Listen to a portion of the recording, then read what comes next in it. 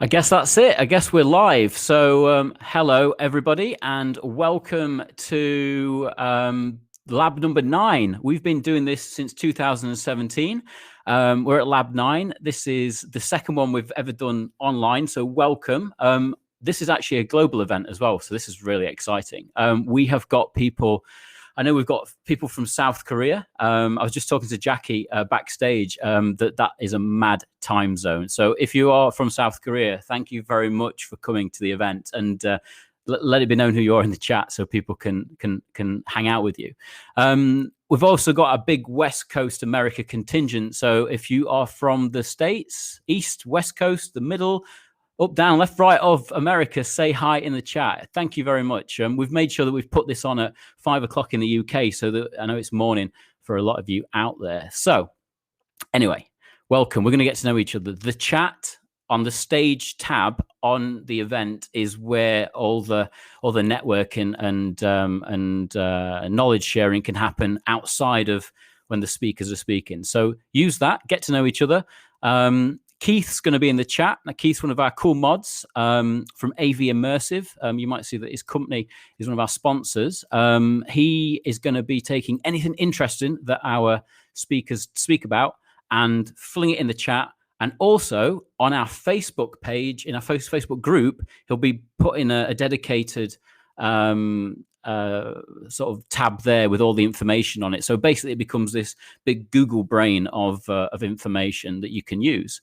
If you've not used Hopin before, there's a sort of a networking button. So there are about 80 people currently at the event, and you can kind of chat to them in between the speakers and the events we've got. It's a pretty packed program, so you might not get a chance to do that while we are live, but we've certainly made chance for you to all network at the end of the event. So please make sure that you network, because that's the great thing about this thing is it's virtual. We can get to know each other. This is our own mini metaverse. And so in terms of the schedule, that's up on the Hopin site. But briefly, I just want to sort of introduce who I am and future artists, and so you can see why we've put this event together. So my name is Mark Ashmore, and I am the producer of this event. I'm also studying for a PhD in immersive art, where I'm looking at XR music technology in a Generation Z audience and how they're doing things a little bit differently. And the way that I put this event together was to sort of look at what has gone before in avatar technology, avatarism, and the metaverse and digital worlds and digital cultures. And Jacquelyn Morie, who we've got talking in a couple of minutes, she is a big inspiration for me. So when she said yes for doing this, it's like, wow, we can't start any better. Her thesis for her PhD on VR is one of the foundation bedrocks written in 2007 for VR, if you're setting up a VR company in America, in Silicon Valley. And it's something that I'm now sharing amongst my peer group in the UK to say, check out what she's done and what she's created. She's been a digital artist since 1982 with the Apple II, which actually wasn't very good at doing graphics, but she made it work. That is how good she is, and she is opening up our event. From that, we're going to be crossing over to, I think, the Paleolithic. We have got Graham, who's going to be talking about performance, ritual, avatars, and how there is a human need for us to express ourselves through mask work and avatarism. And then from that, we go to our panels where we meet different developers and creatives and see the work that they're currently doing, the worlds they're building, why they're doing it, and plenty of questions to be asked. But anyway, that is enough of me. So I'm going to call Jackie to the stage to have a chat with you all. So Jackie, if you want to come on through. Hello. Hi, does that do it? That's good. That's good. So welcome to Future Artists. Welcome to the Immersive Arts Lab. I am going to go backstage now, and the public is yours. So thank you very much. All right. Thank you, Mark. I'm going to go ahead and find the screen that I want to share for my talk. And we'll do that. And I'll start. So I've called this talk The Ultimate Selfie Redux, and you'll see why in a minute. And it's about who are your avatars? And are we all evolving to become virtual humans of some sort? This talk is going to re-explore some concepts around who we are in the digital age and what it might mean for humanity in the future. And I say re-explore because these thoughts were first presented at a conference in 2011, a decade ago now, but they needed some updating. So when Mark asked me to talk, I thought this would be a great opportunity to update some of these thoughts. The idea or concept of the ultimate selfie is a means to leave a part of us behind in a way that truly represents us and allows others to interact with us once we are gone. In its essence, the ultimate selfie concept is a means for a tighter coupling between humans and their avatars, with an associated goal to leave behind a usable, interactive record of our human self. Now, popular media, movies such as Transcendence, as well as science fiction, have helped promote an idea of uploading our consciousness into a computer. This would bring it into a digital form, but one where we retain a conscious understanding of who and what we are. So this concept has been around for decades, from science fiction writers to many futurists, from Hans Moravec to Ray Kurzweil to Dmitry Itzkov and Martine Rothblatt, who have proposed not only that we can and should do this, but that it may lead actually to the evolution of humanity as a species. This evolution of humankind, it is speculated, might take place when we find a way to upload our working brains to some more permanent receptacle than our frail organic forms, some form of technological container that can be better maintained. Some see these uploadings, or as Rothblatt calls them, mind clones, to be a means to our immortality, or even the beginning of a new species. And I have to admit, I have a little bit of a problem with all this. The tricky part of this dream, and the one that we might not solve for some time, is the question of consciousness. What is consciousness? If we cannot even define it or find out what causes it or where it might reside, how can we transfer it intact to a different form? While many believe and even hope for humanity to achieve immortality in this way, it might be fraught with challenges we cannot imagine. Can we really predict how such a disembodied consciousness might perceive the world? Would humans and other sentient species still hold any importance for such beings? Or would such beings place themselves in a very different category than entities still tied to frail mortal bodies? Being disembodied, would learning for them be abstracted from the sensory inputs that humans have relied upon for millennia? In other words, would they denigrate such inputs over some sort of pure thought? And not possessing bodies that are temporally limited, how might they understand, or not, the role that birth, fragility, and death have in shaping our thoughts, as well as our conscious and unconscious actions? This same line of reasoning applies to the concept of the singularity that you might have heard of, where the intelligence of computers, as opposed to uploaded consciousness, reaches a point where mere mortal humans can no longer compete, and as a species, we are usurped in our dominance of the planet. A new epoch begins with our position on the proverbial totem pole, vast distances removed from our electronic fellows. At that point, after the singularity, will AIs then hack humanity, as a recent Wired article proposes, with humans as the collateral damage? I ask, what is the role of our physicality in creating consciousness, if it has one? And these are all questions outside this talk, but they are harbingers of what we might be faced with in some future world. Clubhouse, anyone? Can go have a chat there. So my proposal will be a bit more modest, almost as challenging though. It's an idea I think we may be able to achieve in the next few decades while we continue to figure out that tricky problem of what consciousness is.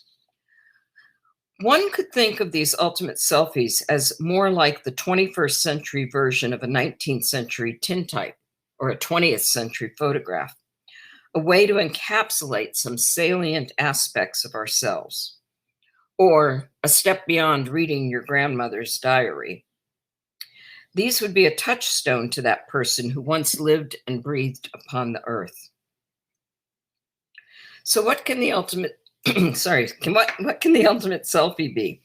The basic idea is that the avatars we inhabit during our lifetime can capture much about our behaviors, personalities, and thinking patterns. This concept occurred to me over a decade ago by watching a number of trends that I thought could and should converge to make something truly unique. And I'll go over a few of these trends in this talk. But first, I want to make sure that we have our terminology correct. So today we are inundated with digital humans and many digital non-humans, all digital forms that serve various purposes in today's metaverses and media. From digital doubles in film, to digital influencers, to deep fakes, to our own avatar forms. We've never had such a range of virtual others around us.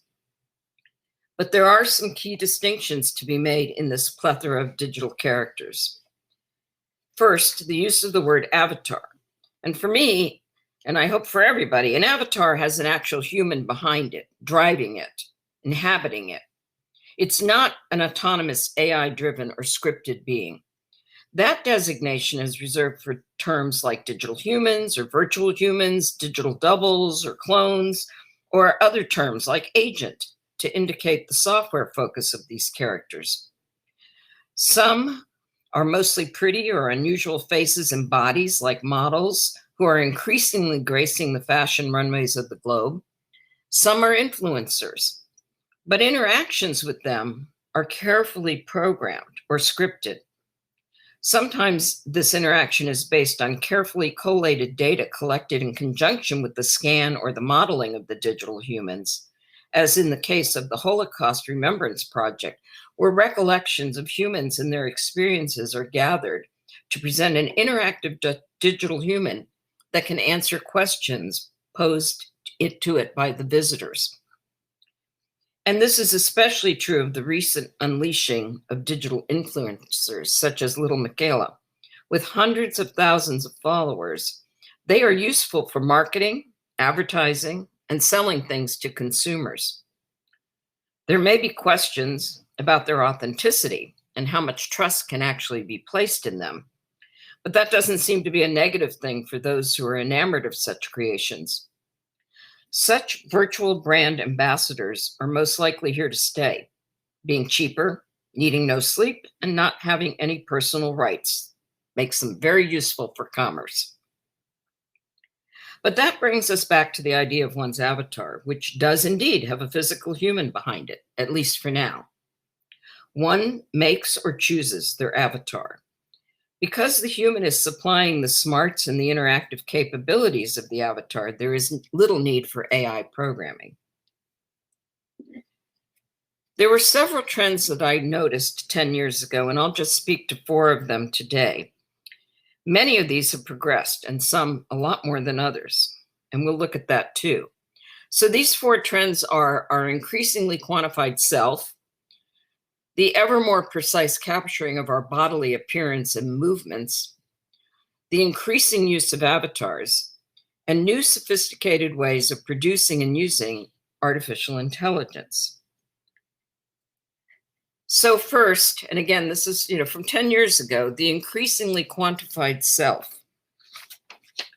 Tiny wearables like this picture give us a trend for putting devices on our body that become part of our everyday attire, could be even woven into our fabrics, and eventually even implanted into our bodies.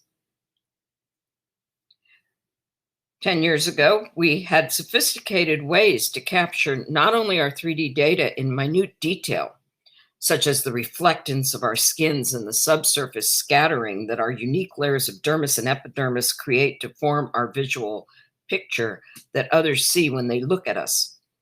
So with people like Paul Debevec at the USC Institute for Creative Technologies, this happened a lot for films. Almost every film in the 2000s had a digital double that was shot at the ICT's Light Stage Lab by Paul Debevec and his team. The visual effects artist can then use that actor's digital double in scenes long after the primary shooting is completed.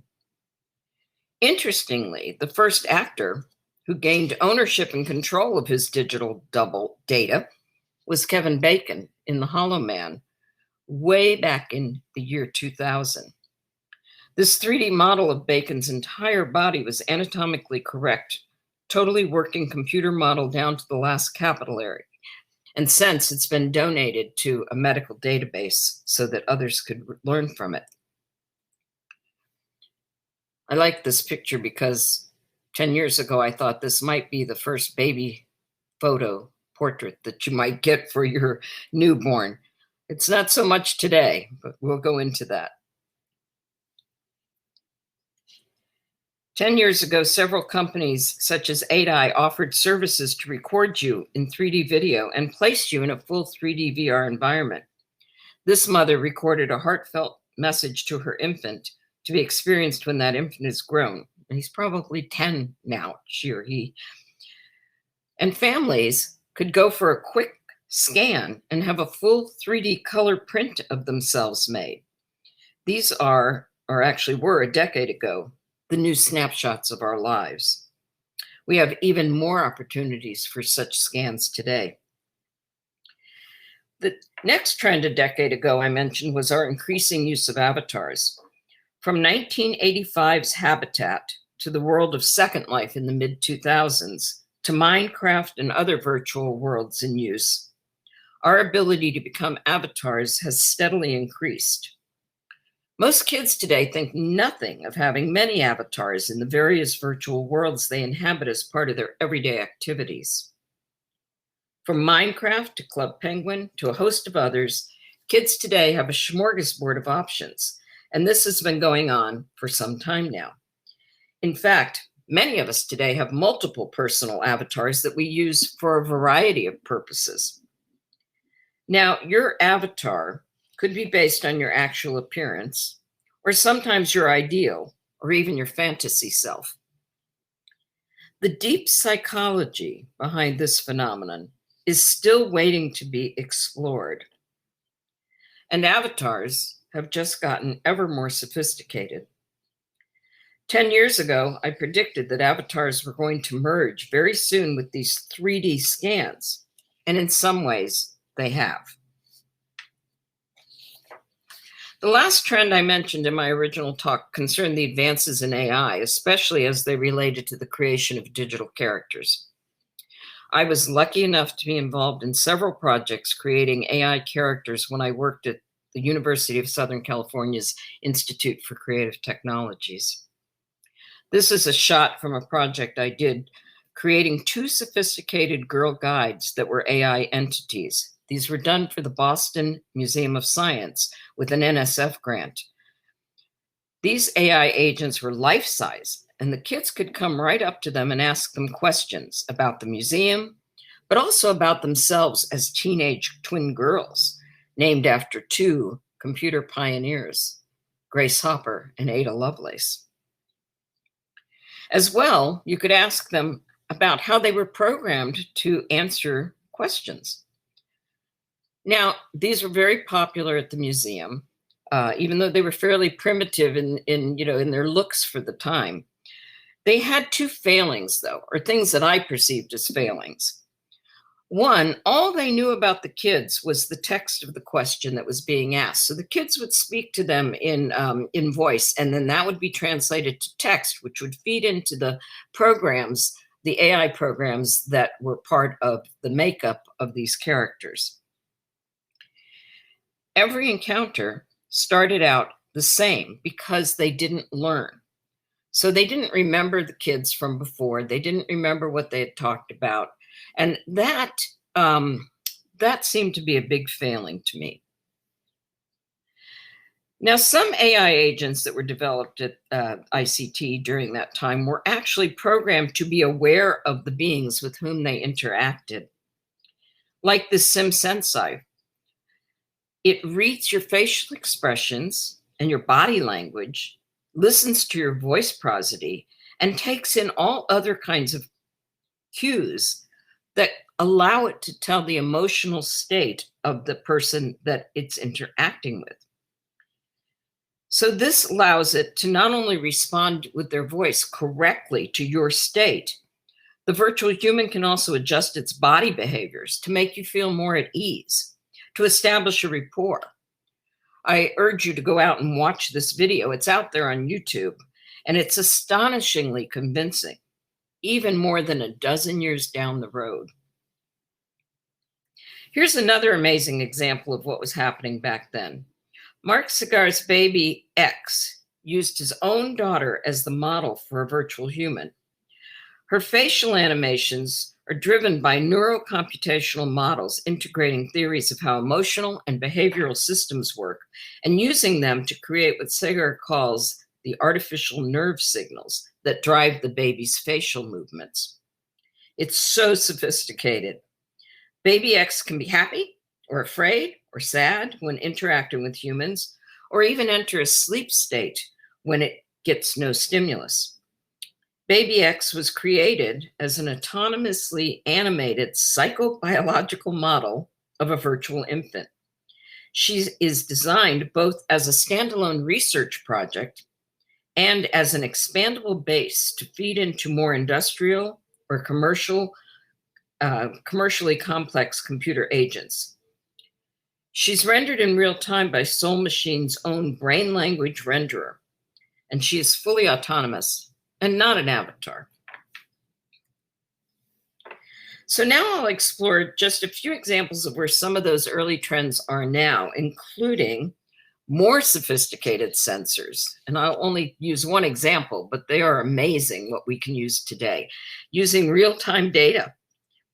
Even more increasing use of avatars, absolutely incredible appearance capture and creation tools for both form and behaviors. And then advanced uses of AI with machine and deep learning. And finally, I'll touch briefly on the authenticity and privacy that we can expect for avatars in the future. So the sensor technology is truly astounding to me. I mean, I thought it was pretty cool 10 years ago. Now you can have epidermal electronics that you can place on parts of your body and get brain signals in a very unobtrusive way.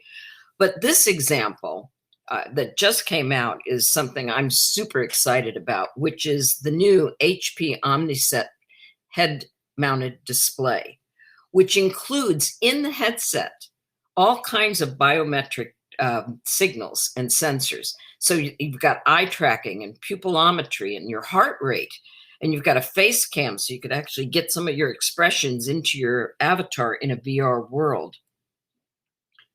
So megapixels are no longer where head-mounted displays are at. We gotta have that sensor data too.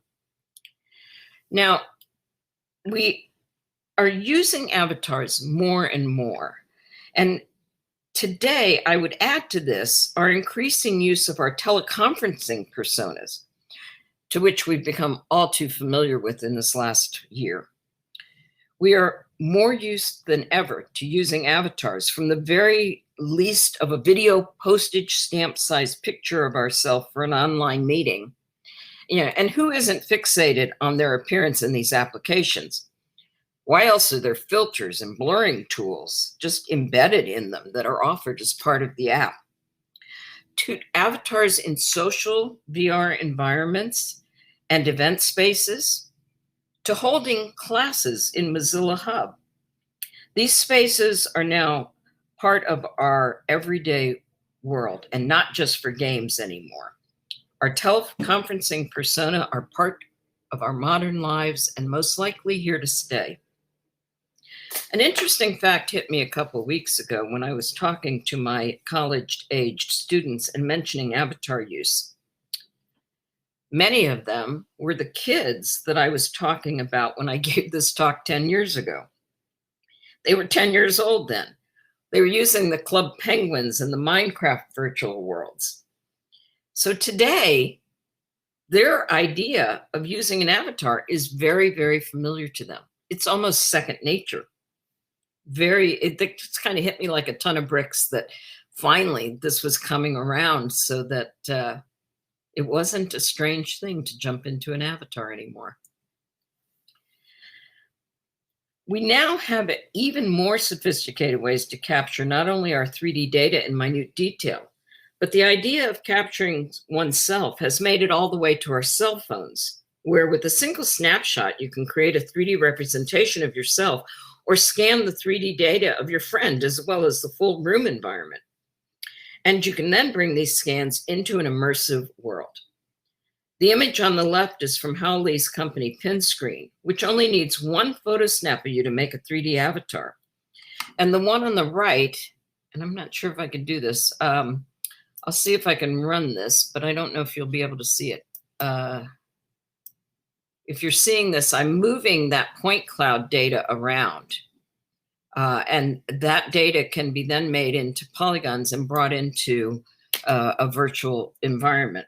And this was done by, go back to this. This was created by my friend, I'm sorry, the screen sharing just kind of threw me there. This was created by my friend Greg Panos with his camera. And this was done 3 or 4 years ago now. It was an early version of a camera that had a 3D depth lens in it. And Greg himself is a big pioneer of avatars and a big thought leader in this area. So he has been taking these 3D scans of people at conferences for several years now.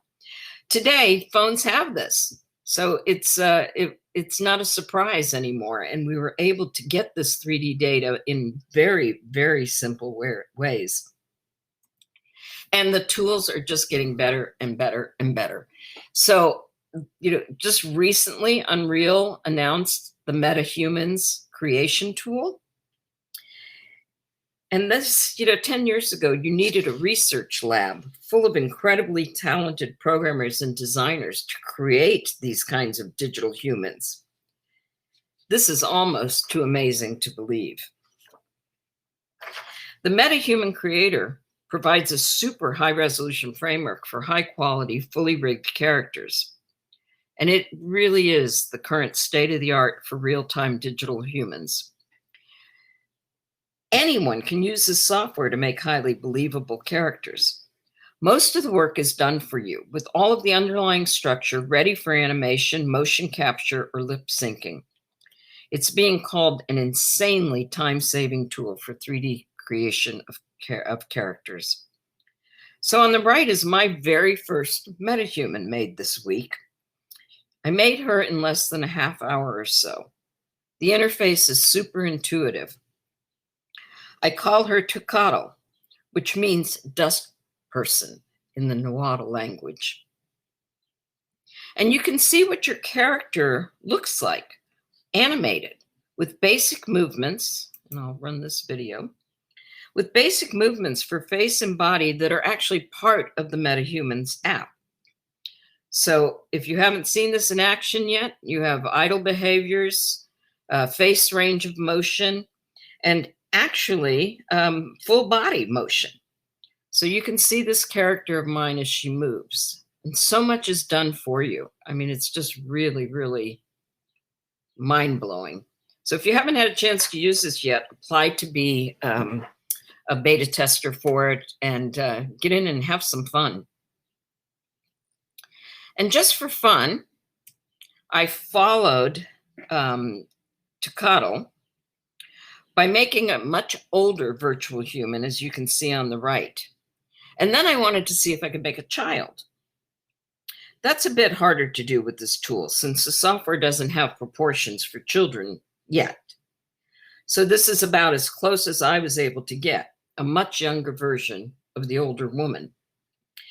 Both were made and customized by me in less than an hour. Amazing. Okay, so I got caught up in making metahumans this week. Now back to the trends. This last one concerns the current uses of artificial intelligence. AI and computational networks are an increasing part of rapidly getting from zero to a solution in record time.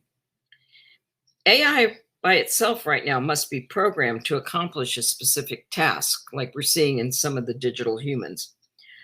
With machine learning, we have a way to enhance the functionality of AI by putting it through learning paces, either supervised or unsupervised, so that the program can get closer and closer to a desired outcome. Deep learning is a specialized form of machine learning, and the one that is being used especially in image generation, from applying a style from one image to another, or bringing together multitudes of examples to generate something new and something believable as output. That is the way this 3D David Bowie by McInnes Scott Studios was done a couple of years ago. It was paired with real-time motion capture to bring David Bowie back to life, but the actual 3D model was made from bringing in all the data of David Bowie from this particular time period and using that to create something with the estate's approval that represented David Bowie as a full 3D character from that time. So AI has a ton of new and amazing uses, including lots of ways to use it for digital characters. And if you want a deeper dive into this topic, I highly recommend this YouTube original series from 2019 that goes much deeper into this. So it's several episodes. It even has updates on Baby X, that Baby X research project. So whatever happened to Baby X, you can find out here. Soul Machines, Mark Sager's company, is just one of many companies that has embraced making useful digital humans for a variety of jobs that they can perform well. Such characters will serve as all sorts of sales helpers, vacation planners, and hotel concierges, just to name a few jobs. In fact, Soul Machines recently launched a course in writing dialogue for AI characters, which takes a specialized kind of talent. What these characters say will be as important as how they look, maybe even more so, because if you can't have a decent conversation with something that looks great, you're not going to stick around long. This last trend is very deep, and I'll only mention a slice of it here. In the last decade, we've seen the rise of the blockchain, a distributed ledger system that holds data in a way where it cannot be altered. Self-sovereign identity, which is individual control of an identity across any number of authorities, is a term that started being used in 2016. Now, the blockchain is what underlies the self-sovereign identity, and this can be used with our avatars for trust issues and making sure that we are with a person that says who they are. The user's identity is valid and controlled only by the user of that identity. It provides the user with true autonomy. Since self-sovereign identities use that blockchain base, they are decentralized and encrypted, which protects against identity theft and gives true control to the individual. And this allows people to have a true ownership stake in their digital personas. Besides being secure and sovereign, I'd like to go back to that connection between avatars and AI. To make the ultimate selfie a reality, we'll need new forms of AI. I'd like to have my avatar learn from me while I use it. In my view, this could benefit many virtual characters, but I think one's own avatar form has the most to gain from this.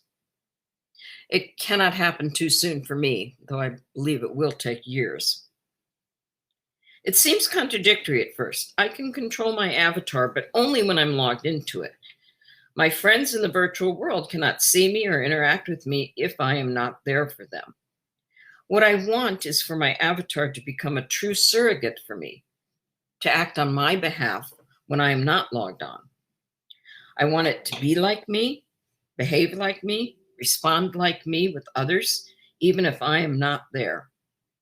I want my avatar to be connected to my deepest feelings, behaviors, and emotions. These become the bits of myself that will embody a record of my thoughts and dreams within that avatar. And it allows me to leave behind this avatar record of myself for future generations. So remember Ada and Grace, the guides from the museum that I mentioned earlier. I said one of their big failings was that they didn't learn. These characters need to learn. Our avatars need to learn. There are people working on this, to be sure. There are some new AI architectures in the research stage where virtual humans not only learn, but integrate what they know with how they behave and perform with others. And if a virtual human can learn, and our digital selves are living within these constructs, why can't my avatar learn too? Though there is lots of work to do, I believe that we can make the ultimate selfie, as I have described it in this talk, actually happen. And I think this is really important for humanity. An ultimate selfie becomes the bits of myself that will embody a record of my thoughts, dreams, and experiences with my avatar. I can leave behind this record of myself for future progeny to come to know and interact with. And I want this for everyone. Imagine being able to interact with your distant ancestor in this way. So, while this may not be the uploading of our consciousness to a digital platform, I think it's a valuable goal to aim for. An ultimate selfie that helps us while we are alive and leaves a thinking, feeling trace of ourselves behind when we leave this mortal coil, with our digital one still intact, that can continue to interact with generations to come, almost as if we were still there. So these are just a rough collection of thoughts of where the future might go, given how we live our lives in and out of the digital realm. These thoughts are not finished, but offered here mainly to stimulate new ideas that we can all share as we weave this digital journey into our physical lives. So thank you for listening. And I'll take some questions if we have time, or comments if anybody has any. Jackie, wow, that is sort of blown my mind a bit. So I just want to, if we can do a round of applause in the chat. I don't know how we're going to do that, but I'm just going to give you a round of applause. Thank you on behalf of everybody. We do have a couple of questions, and I've got a couple of points, so we will do that. So in the chat, if you do have a question, put it in the Q&A tab, and I will click on that and ask it on your behalf. So Jackie, okay, so I'm just take that in. Right. So there are two major points that I want to look at. One is the club penguins and sort of a younger generation now using avatars completely, and they're in their 20s, but you started teaching them at 10 years. And the other one I'm going to talk about trust and future generations of our avatars in the future. So first question, or first sort of, we'll continue the conversation on it. The club penguins, when you were teaching 10 years ago, you only recently made that connection and went, whoa, they understand that process. It is second nature. In my PhD research, I'm looking at Gen Z, and I'm coming to a lot of conclusions. I'm seeing that. What could you elaborate a little bit more on that point? Any other things that you've seen, or the way that they handle technology because of the club penguin generation? I never thought of them as the club penguin generation, but yeah, they were, it was more abstract for me 10 years ago. I knew the numbers. There was a British company that did a quarterly report on how many people of each age group were in different kinds of virtual worlds. And it was astonishing to me that half of the people in virtual worlds were age 5 to 15, and not, the people we thought of that were in Second Life at the time, which tended to be more adults. So it didn't occur to me until this comment by one of my students who said, I grew up on Club Penguin, that all of a sudden, 10 years down the road, these were the people that were taking my virtual reality classes. And they really didn't have to be taught about taking on a digital persona. They got that. So it's, maybe we're calling them the avatar generation. I don't know, but they definitely, like digital natives that we talk about from 10, 15 years ago, these people have a more embodied sense of presence for how they relate to digital environments and digital media. So there's a lot of studies that should be done there for that. Completely. And in my research, what I'm finding with the, let's just call them the Club Penguin generation, let's own that phrase. So that generation would have to have an email. It knows how to log in. It knows about privacy settings. It knows if there's a bad actor in there to sort of tell the moderators and things. So they really understand privacy within a digital world. So they understand the importance of a close-knit digital community and not giving away your real world persona or giving your name and address away. So they're in tune with understanding the digital world there. Through my research, what I've started to see, and this is interesting, is that the Generation Z generation are their data, they know the value of their data and they know not to give that data away. And it's because it starts with when they're 10, 11 years old on a Club Penguin kind of thing, because the stranger danger stuff is like, it's put in them. So you come to the age of 20 and we're all talking about data. It's actually not, in my opinion, it's not the younger generation, Generation Z, giving their data away. It's actually an older generation that's almost not media literate and is just like, have this, have this, have this. Would that statement resonate anywhere with you? Yeah, I think, the cost of free is that you give away so much of yourself. And I agree with you. I think this generation is becoming much more savvy about this. And I mean, look, we've got the European privacy things now. I know every time I go to a website, I go and set those settings so that nobody gets to take my data. It's just the functional stuff. I don't think we would have seen that, if we just continued things on as they were. But this knowledge that what we're sharing when we use these systems is valuable. And it's so valuable that people are fighting against us having some control. But I think it's all shifting that way, with the blockchain and all of this stuff. Our economy and our purchases and our everything we do that's being tracked is going to be subject to more and more privacy aspects. And I can't wait for that to come. Of course, now capitalism is going to have to figure out a different way to make money off of us. But, I think they should pay us for our data. Exactly, and you can see that coming through, which I guess segues into my last question before I go to the Q&A in the chat. Is that we talk about trust, and we talk about. I really like your points about how if we could train our own avatars, and they when we leave this earth, our avatars are somehow left there to sort of speak to our family or our younger generations.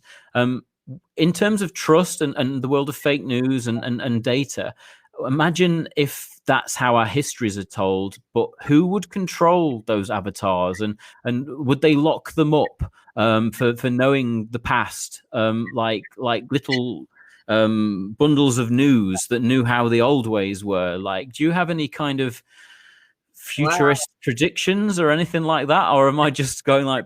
No, you know what? This is a great topic because I had not thought about who controls it. I mean, I think, right now we're having ways to put Facebook data in your will.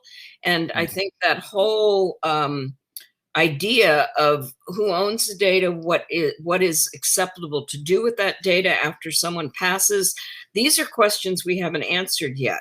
And it could be that these are just as valid repositories as research papers or books that have been published, and that they could be references, as you said, for someone who's looking for history at a particular time.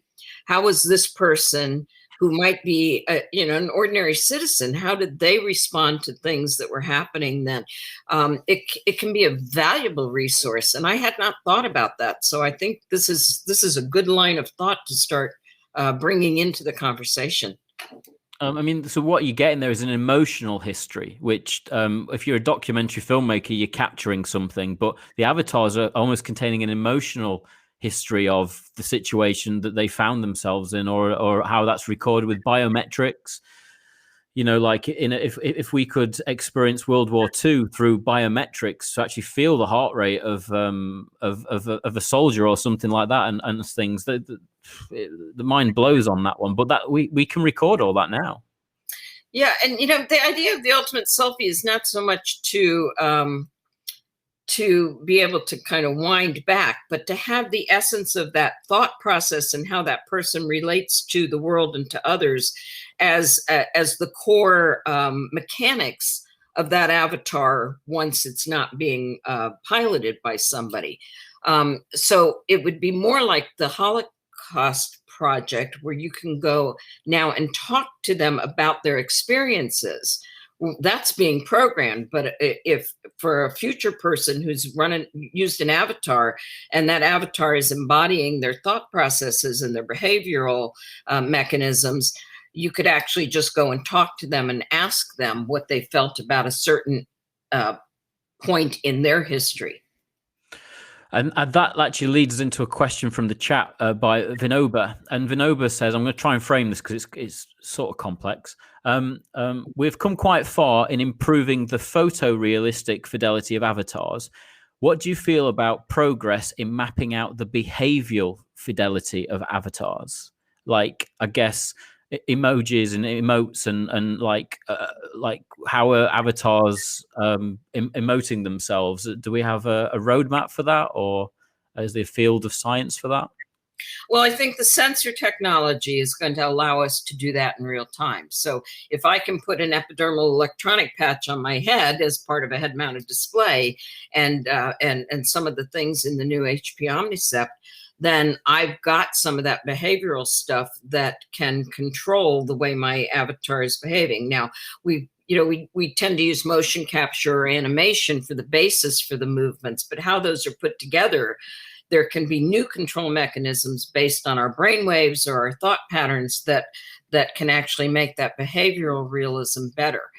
So I think there's some work to do there. Right now, we've got great motion capture data, much better than it was 10 years ago, when a lot of people didn't think it was up to par. But there's still more work to do in creating a behavioral realism that isn't, that is your own, that's truly your own, and not just put on your avatar from some external source. Yeah, we move away from stereotyping to our own emotional cause, because we all react differently to everything. So there can't just be a stock trait of I'm surprised, I'm happy, or that. It's got to be a huge depth. So plenty of research to be done in that. I'm going to take two more questions, Jackie, and then I'm going to let you go because you've been awesome. But Adam Malone says, how far away are we from cross-platform avatars? So I guess taking your avatar you've created and taking it to lots of different platforms, like, what are your thoughts on that? I think the identity needs to be cross-platform. I think our manifestation of that identity can be varied according to the platform that we're using. My friend Celia Pierce called this transludic avatars, where you would take that same identity and go from game to game, because she was a game researcher, or is a game researcher. But I think the core identity needs to go from platform to platform, and that's what the SSI can do for us. I don't want necessarily the same exact avatar to play a particular role-playing game that I want to go to my business meeting.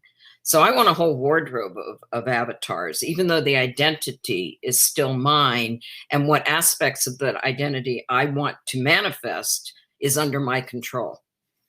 And we see that in Fortnite with the skins, because kids can have a whole wardrobe of different avatars that they put on with whichever group of friends they're playing with, or if they're playing a solo game, they strongly identify with the persona that character's created.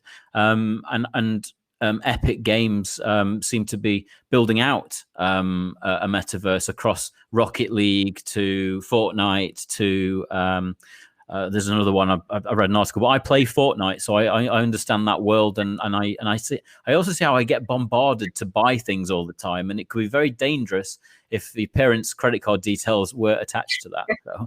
but you're right. The Epic and other companies, Crucible, they're all looking at the metaverse with this secure identity that can take us from platform to platform. So we're at the beginnings of it. It's coming.